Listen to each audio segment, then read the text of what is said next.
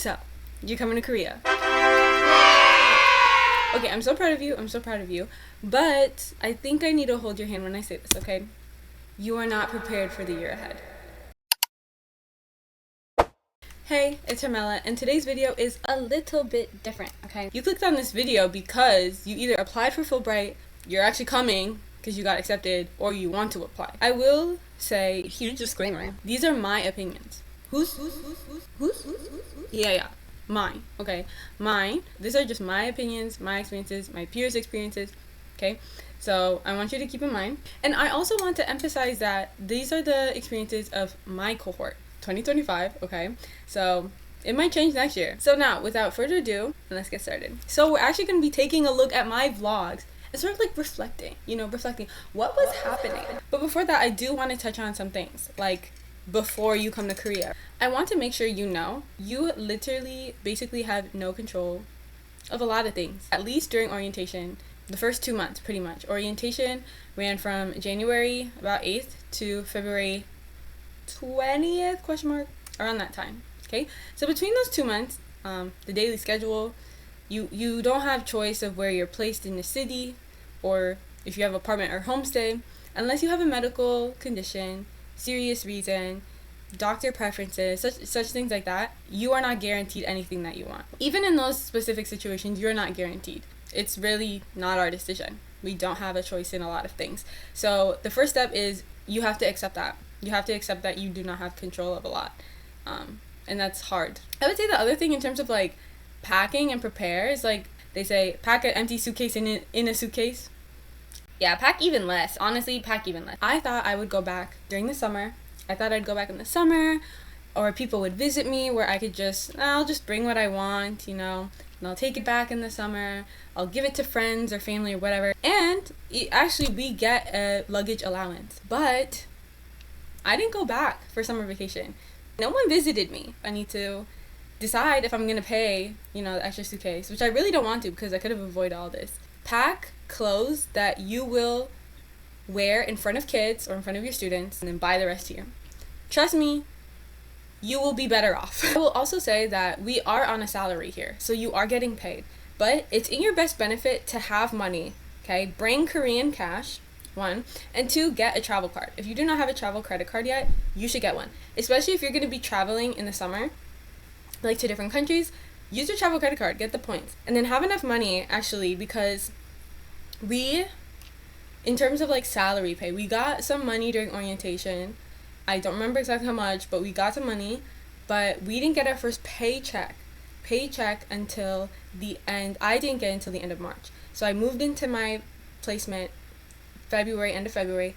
I didn't get my money until the end of March. I still had to pay my lunch money, okay? I still had to pay my lunch money. I still had to pay my phone bill. I still had to pay for like my electricity, my heating, and my TV. So that's what I pay for. Okay, different people pay for different things in terms of like housing and stuff, and I didn't get paid, so that money had to come from somewhere. Some people had to pay their apartment deposit. Yeah, you get the money back because it's a deposit, but like 2 million won, we're not getting paid yet, so I think it's good to prepare. It's really good to prepare. So now that we got all of that out of the way, let's look at our vlog and reminisce on what was orientation. Okay, we're on my YouTube channel. We're gonna take a peek. All passengers should now be on board through gate 52. I really wanted to use that song. I really felt like that encapsulated literally the experience I was going through. It's Blessing in Disguise. You should listen to it. But so basically what happened, how we got to Korea was there was 3 other teachers with me that were leaving from Minnesota. So we all were on the same flight. So we were able to get to know each other. They got to know each other a little bit earlier, but I came late. So yeah. So we boarded the flight together. And I did not sleep. I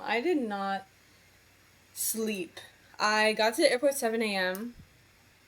And as you can see, we landed around 4 p.m. Korea time.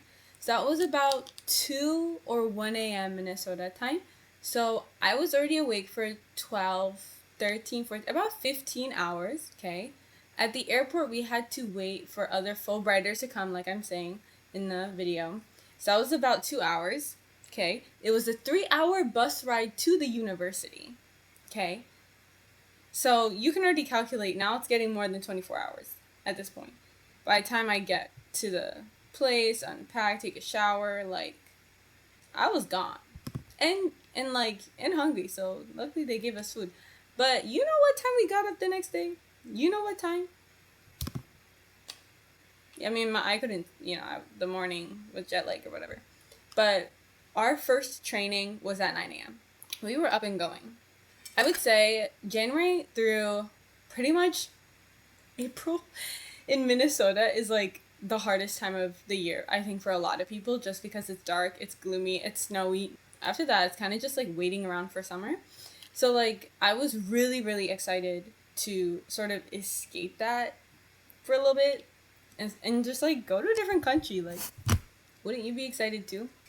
The other thing is, like, during this orientation process, it was a lot. It was a lot, especially the first couple days. Like, basically, our schedule was like, we'd get up, you'd have breakfast. Like, the first 2 weeks, I think, it was like get up, have breakfast. We have like cultural training, teacher training, lunch, cultural training, teacher training, dinner, and then like free time. But then, like, at least 2 weeks later, sort of, we started having Korean class. Korean class for 4 hours, lunch, then either cultural training and teacher training, one or the other, or both. And it was a lot. It really was. And I'm not gonna sugarcoat that. And if you do go into the program, I don't know if it changes in the future, but it was a lot. And we would have it on the weekends too. So it wasn't only weekday thing and have a break on the weekend. It was every day. Skip Korean class was only Monday through Friday. So it's like, I was scared because usually I get sick. Like homesick, stomach sick, food sick, everything. But like, I don't know if it was excitement or something, but I was having a good time. I'd never been to a different country outside of Ethiopia. I was eating Korean food for the first time for a long, like, consistently. And I want to also, like, say, like, I am pescatarian. I put as a mark, like, hey, like, I'm pescatarian. And they do adhere to that. Like, we have our own section and things like that. The field trips portion, like, we would be in our own area. The menu is a little different for us. Like, they do their best to sort of follow our preferences in terms of food. So if you have dietary restrictions, they do their best to accommodate. So yeah, let's move into our second vlog, travel. This was honestly a vibe. I feel like this was a vibe. I want you to know also that we were not allowed to leave Goisan. They had taken our passports, so they could get our visas done in a timely manner. But we did have field trips together. The first field trip, as I will show you, is we went to Hwacheon. We went to an ice fishing festival. We did some fishing. We took a picture with the mayor. There's a lot of foreigners too. They had like a foreigner section. And yeah, I even saw like Ethiopian booth. Like, like coffee, Ethiopian coffee. Like, they go crazy for that. So, and then like I said, they did their best to accommodate. So the people who ate meat had their chicken. For us who didn't eat meat or had a dietary restriction, we had different food. We had pancake, or Korean pancake, and then we had noodles. Naengmyeon. Time at a market. This was actually, like, now I'm looking back, it was kind of a good time. And then of course we did some karaoke. I think this was the first time too. Definitely, it was a lot. Orientation was a lot, but it was also really fun getting to meet other people. Like, I've been with the same people at university since freshman year, and I'm just like meeting new people for the first time was a lot. Into also, along with our coursework and our studying our Korean language training, it was really nice to just meet new people. And then let's move into our last orientation, saying goodbye and the ceremony stuff. We did not know our placement until 2 weeks before we were leaving. Here was my fit. Yeah, my lip combo, that's what I say. Here's my fit. This was our ceremony to find out where we are. Okay, me and my roommate actually ended up in the same province. And then, yeah, we spent a lot of time just saying goodbye. Here am I, like, PC banging for the first time. That was actually very Nice, that was nice. And then for KL class, we had like a graduation ceremony basically. I didn't do that well. I'm gonna be very honest. I didn't do that well. I did very bad the first test, and then I did really good the last one. But yeah, they took it very seriously. We got grades. We had this pamphlet book thing, like a diploma, as you can see, the maroon thing, with our grades and basically comments from our teacher. And they gave us a gift, which is an umbrella that I still have. And then we had like a talent show. We had a talent show. In our dynasty, like I said, like my group bonding. Period. No, we ate that. And then we went on our last field trip. This was with actually a renewee. So the renewee like gave us tips. She helped us load our tea money. We rode the bus for the first time. There was these challenges we could do to get a gift card, a ETA gift card. It was 30,000 won each. I was like, we gotta shoot for it. Look at that, we won. And yeah, we were getting ready to go, but we still didn't know if we were in a homestay or apartment. So that was great. We didn't find out until about an hour or two before. But yeah, here we are saying goodbye. It was like, I don't know, it was bright and early and we were tired, and then we were finding out where we were. Actually, probably like 20 minutes after I took this video. It was crazy. It was a crazy emotional time for a lot of people. This whole experience was very, imagine like sticking people in the same vicinity for 2 months. Like, we had no other interactions, to be quite honest with you. So yeah, it was a lot, but we made it. We made it out. My teacher picked me up. One of the teachers picked me up with her husband, and we went to Pohang. That was orientation in a nutshell. It was a lot of studying, a lot of training, hours and hours of training, but we made it. I made it to Pohang. Gyeongsangbuk-do, guys. Know your regions. Start learning.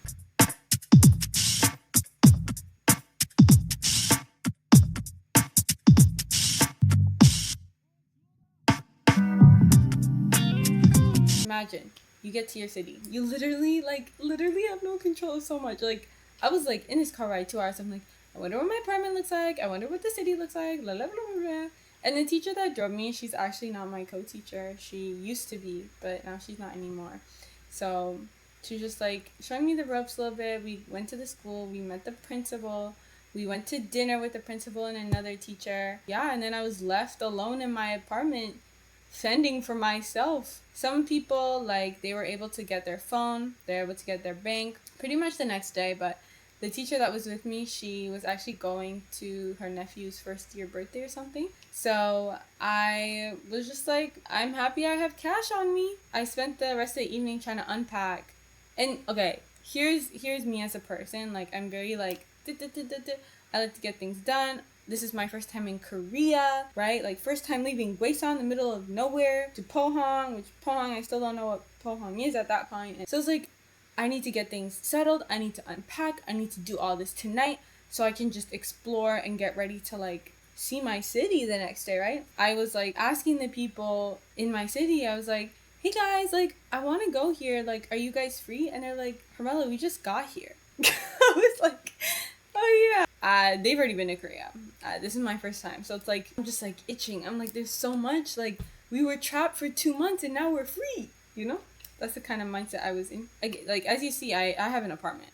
Some people had a homestay. They were navigating how to build a relationship with their host family, like being under someone's roof for the first time, maybe in a long time. I was hoping for an apartment because I wanted to travel. It's hard to travel when you're living with a family, right? Like, you want to get to know the family, you're going with them, they're showing you the ropes, right? So, but I kind of wanted to do things on my own schedule, and I was very happy and fortunate to have a good landlord, very helpful and very kind, good apartment people situation. Like, again, feeling very, at this point in time, being very lucky. Nothing bad is happening. Some people, their co-teacher, brought them to go grocery shopping or something.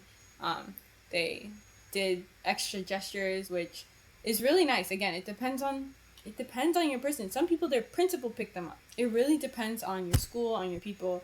So try not to just like compare. But here I am going to the beach, and I actually missed my first bus. I didn't wave the bus driver down. And I know in other cities they say you don't have to, but in Pohang they will drive by if you don't. They don't stop. And they drive fast. They drive fast like a Mario Kart speed racer, especially at night. Now, you're probably wondering, Hermela, like, how does your teaching schedule look like? That's what you're there for, right? I teach elementary school. I teach 3rd grade to 6th grade. Elementary school in Korea is from 1st grade to 6th grade. So there's no kindergarten, usually.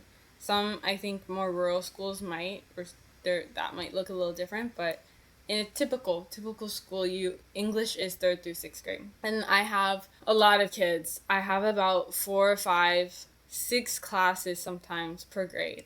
So I'm teaching, I think, maybe 1 class more than the max. So then I'm getting paid, I think, about like 15,000 won more. Some people teach after school class. Okay, after school you're coming in or staying to teach. Yeah, so it really depends on what your school wants from you. But I don't teach after school. I just teach during the regular school hour. My school hour is, I'm contracted 8:30 to 4:30, but the students don't start, like, my first class isn't until 9.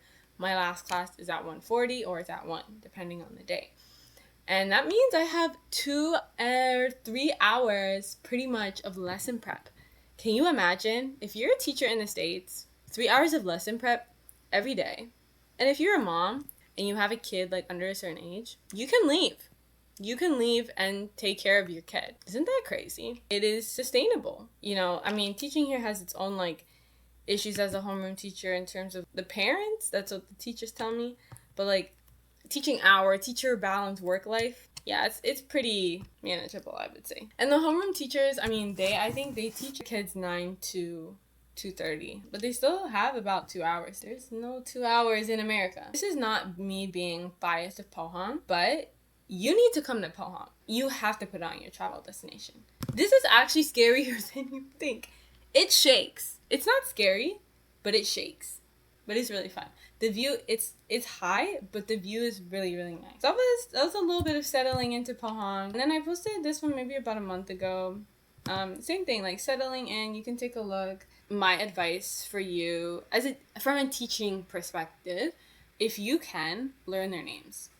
Hard, I have 600, 500 kids, but if you have less, learn them. Make an effort to talk to your teachers. Go out of your way. Learn Korean phrases for classroom management. I teach with all my co-teachers. I have the same co-teacher for 3rd and 4th grade. She's the English teacher for that. And then I have a 5th grade teacher and a 6th grade teacher. For 6th grade, I have more flexibility on what I want to teach. I usually just take their theme and their subject, and then I do a cultural lesson, kind of, and then I do an activity. For 5th grade, same thing. It's like cultural lesson, kind of-ish, and then activity to help them practice the words. 3rd and 4th grade, my co-teacher focuses more on vocabulary and helping them learn that. The later half of the class, I do an activity. I will also say go to any teacher gathering and just like enjoy your city. Like, again, like, I am very lucky with the people that I am with, the students I'm with, the teachers that I'm with. Like, I really do feel like an exception to a lot of things. So I can't really speak on what to do when you're not having a good relationship with your teachers. But know that anything can happen. Be mindful. Think how you would handle if you and your co-teacher don't get along. Or if someone says a negative comment towards you, or someone comments on your appearance, or even your teaching. How are you going to navigate that, especially with a language barrier? If you're not, if you're like me, you can't really speak Korean. So yeah, I would really encourage you to think about how you would navigate those difficult discussions. And then we also had spring conference. So spring conference, we went to Gyeongju. Gyeongju is only 30 minutes away from Pohang. And if you know, like I wrote here, it's a UNESCO site. So there's a lot of heritage here. The Shilla dynasty, Gyeongju was the capital basically at that time. A lot of rich history. I encourage you to come. After a full day of exploring, they paid for it. They paid for the tour bus. They paid for a portion of our food. The school paid for a portion of our food. We had an allowance. They paid for transportation to get here. So first day we spent touring, and the second day we spent training. So I hope you found this useful. But here are some like last minute advice, tip, sort of type of situation. I wish I studied Korean the day, like, I started intensely studying Korean the day I found out I was coming to Korea. You should do the same. If you're fluent, okay, you're like, Kamala, I don't really care. Okay. But if you're like me and you know the alphabet, you know basic things, but you're not fluent enough to kind of like have conversations, just start memorizing vocabulary. Once you get to your site, or once you come to Korea, it's up to you. I would say really think about what you want to make out of this year. Like, do you want to be friends with the locals? Like, do you want to improve a talent? Do you want to improve a skill? And then find a way to do that consistently. Do it consistently, and then meet people. And you're set. You're locked in. And if you don't want to meet people, you don't have to. But like, don't just sit at home. You don't have to spend money. Go take a walk. Okay, go take a walk. If you're in the middle of nowhere, I've heard multiple people say they go to a bakery consistently at the same time every day. You can be friends with the owner. Like, just saying. Okay, and then the last point actually is like me being a black woman in Korea. And I know like there's a lot of discussion of this. Just mentally be prepared for any comments that might come across your way. Know how, even if you don't speak Korean, like, prepare yourself. How are you going to handle those conversations? If you know Korean, like, think about phrases that you can say that sort of help you navigate situations or conversations, right? I think though I've only had 2 people try to touch my hair, and one person asked, one person didn't. How are you gonna handle it? Are you gonna say yes, or are you gonna say no? Are you gonna say don't touch me, or are you gonna say it's okay? You know, think about how you're gonna handle that. So thank you for watching. I really, really hope this is helpful, some way, shape, or form. But have a good day, and see you in the next video.